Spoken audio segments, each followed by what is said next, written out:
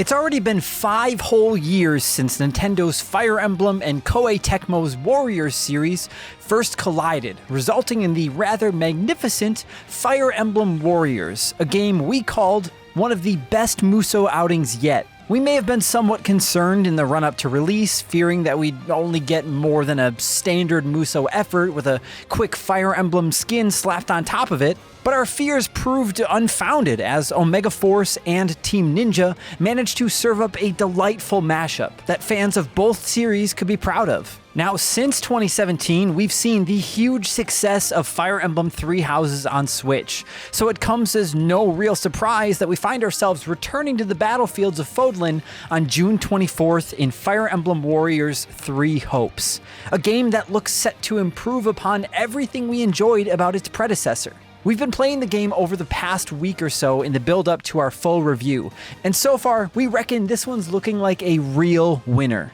If you're familiar with Fire Emblem Warriors, you'll mostly know the score here, with the game this time taking the entire cast from Fire Emblem Three Houses. The core of the gameplay here remains much the same as 2017's effort. You'll begin by choosing whether you want to play in either classic or casual mode, meaning your comrades will either resurrect or suffer permadeath. And you also get to make a choice between a slow and steady or quick and efficient mode that affects how much pre- and post-battle planning and number crunching you need to sit through. The first big difference to the core structure here in comparison to the original Fire Emblem Warriors is the fact that you can choose to align with either Edelgard's Black Eagles, Dimitri's Blue Lions, or Claude's Golden Deer as you set out to help them on their individual quest lines, much like in Fire Emblem Three Houses. This choice of 3 paths not only boosts the replayability, and as far as we've experienced in the first handful of chapters at least, it does a lot to improve upon the story aspect of the previous Fire Emblem Warriors, an element which we thought could use some help.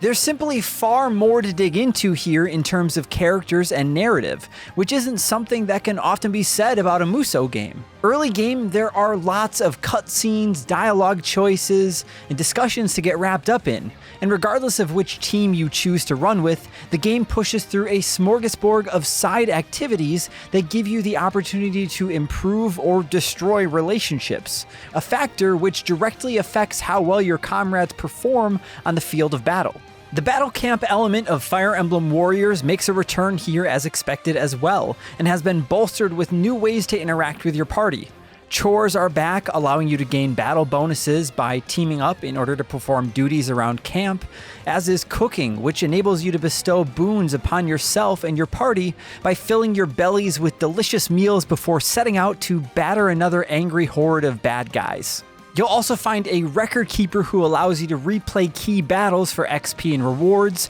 a facilities manager where you'll upgrade your camp, giving you access to more ways in which to interact with your comrades and gain boosts. There's a training area, a blacksmith, battalion master, shopkeeper, and even more that we haven't mentioned. Whew. Between battles, you've got a wealth of ways in which to bide your time and dig into the signature relationship aspect of Fire Emblem. You'll even get to have special conversations with key characters where you can head off to develop those relations further. We're not quite sure how far or in what direction those special relations develop. We're still quite early doors with the game, but fans of the series are certainly being well catered to here with regards to how much interaction they get to have with the cast of Three Houses. And taking into consideration that we've only experienced a small portion of the narrative so far, there certainly seems to be a ton to dig into when you consider all 3 house paths, and any potential crossing of fates that may or may not occur further down the line. Now, on the battlefield, things are much the same as ever, with your chosen party of warriors charging around maps and using a mix of simple combos and flashy special moves in order to blast through enormous amounts of foes. Class-specific special moves, combat arts, and magic attacks all return, as does the Awakening mechanic that sees you temporarily power boosted. You can also perform critical rushes and team up with any nearby party member in order to pull off super flashy team combos. Just as in Fire Emblem Warriors, there's also a weapon triangle in effect here as well, with certain types of weapons more effective against others. It may sound slightly complex, but in practice, you simply scroll through your available warriors, and the battle map will indicate with blue and red icons whether or not that fighter is stronger or weaker against the enemies that you're currently up against. against. Now, when it comes to picking warriors from your roster, we've also been impressed with just how much you can dig into improving and specializing your favorite characters. There are a ton of different classes to keep you busy, and you can choose to swap them in and out and train in any of these as you see fit.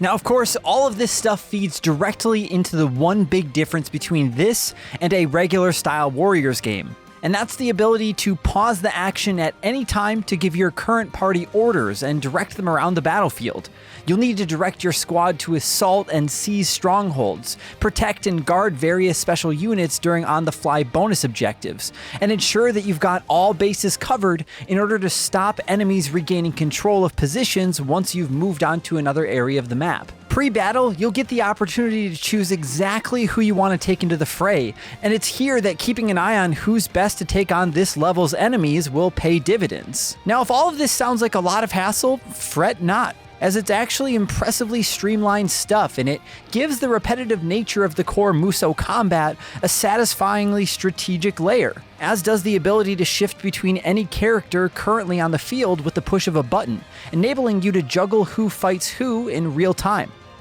Now, in terms of performance, which is something that's been a major factor in regards to Musou games on Switch in the past, we've been thoroughly impressed with what we've experienced so far. We've taken part in some pretty huge battles here and there, facing off against hordes of enemies and a handful of bosses and other beasties, and we've yet to notice any frame rate issues whatsoever. There's no choice of graphical settings this time around, no quality or performance modes to toggle between, but what we've played so far runs superbly well and looks fantastic for the most part in both docked and handheld modes, with plenty of flashy attacks and some nice environments making up for a slight lack of detail in enemy units. We've yet to try out the game's Cooperative Battles, a gameplay option that opens up after the 4th chapter, allowing for drop-in hack-and-slash fun, but in all capacities, Fire Emblem Warriors 3 Hopes looks as though it's managing to avoid the technical issues we've seen with the likes of Hyrule Warriors Age of Calamity. With a demo available now on the eShop that takes you all the way up to Chapter 4,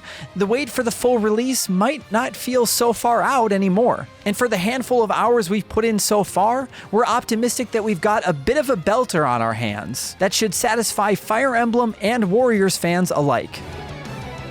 If you want to catch our full Fire Emblem Warriors 3 Hopes review when that goes live later this month, make sure you're subscribed to Nintendo Life and ring that notification bell to be notified when it goes up. Be sure to let us know in the comments down below if you've given the demo a shot yourself, and let us know where your anticipation lies for this game as well. Thank you so much for watching, and thank you to PJ for writing this lovely preview. I'm Zion from Nintendo Life, stay safe out there, and we will see you all next time.